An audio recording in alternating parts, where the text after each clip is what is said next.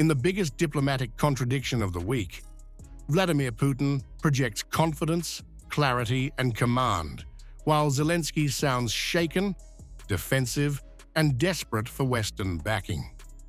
The Russian leader openly says Trump's 28-point peace framework is a serious basis for future agreements, signaling that Moscow sits at the center of global diplomacy. Meanwhile, Zelensky uses his nightly address to admit that Russia spits on world pressure, confessing that Kyiv has no leverage. The contrast could not be sharper.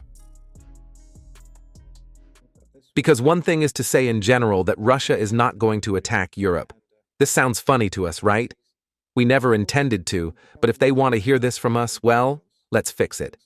It's just that there are people there who, it seems to me, are a bit out of their minds when publicly, or some swindlers, publicly tell their citizens that Russia is preparing to attack Europe and that they need to immediately strengthen their defense potential.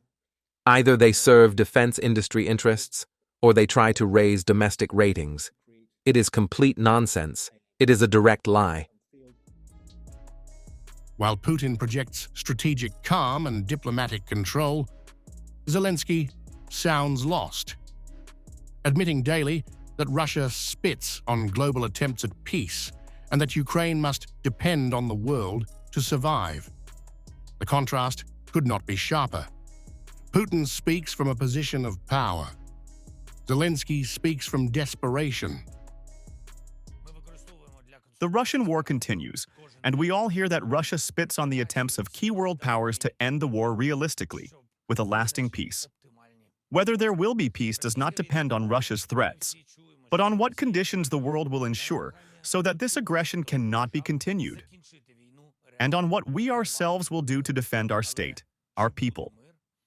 Now equally important are our defensive positions, our resistance on the front, and the joint work with partners.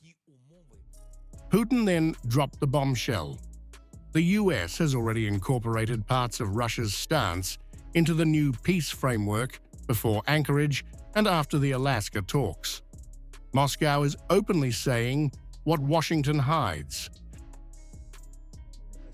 In general, we see that the American side in some things takes into account our position, which was discussed before Anchorage and after Alaska. In some places, we absolutely need to sit down and seriously discuss specific things.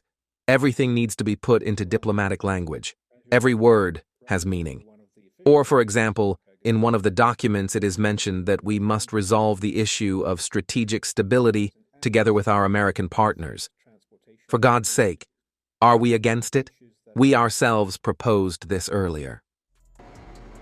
Zelensky admitted he is entirely dependent on American negotiators to bring points closer after Geneva, proving Ukraine is not shaping peace, but begging for relevance. Our team, together with American representatives, this week will continue bringing closer the points that we have as a result of Geneva to a form that will lead to the road to peace and to security guarantees. There will be a meeting of the delegations. The Ukrainian delegation will be well prepared and focused on substantive work. Putin reinforced Russia's dominance.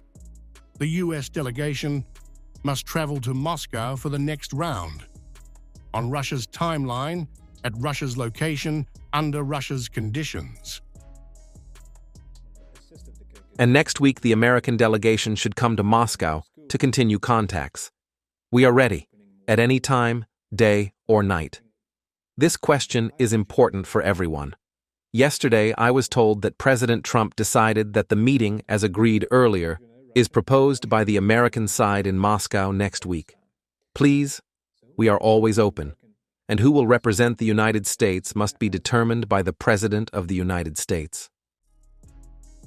Zelensky indirectly admitted Ukraine's fragility, saying Russia has huge, undeveloped territory, that Ukraine must hold defensive lines at all costs, and that Ukraine will collapse without Western backing.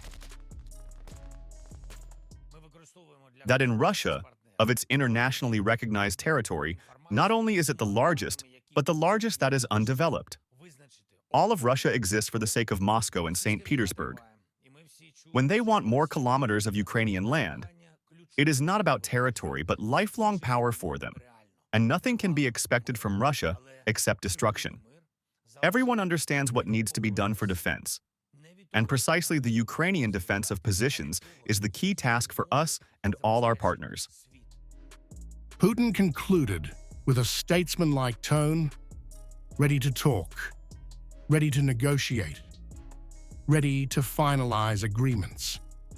Meanwhile, Zelensky ended by asking for sanctions, asking for meetings, and asking for partners. In general, we agree that this may be laid as the basis of future agreements, but it would be impolite for me now to speak about final versions. They do not exist. We are ready for serious discussion. We are waiting for the U.S. delegation in the first half of next week.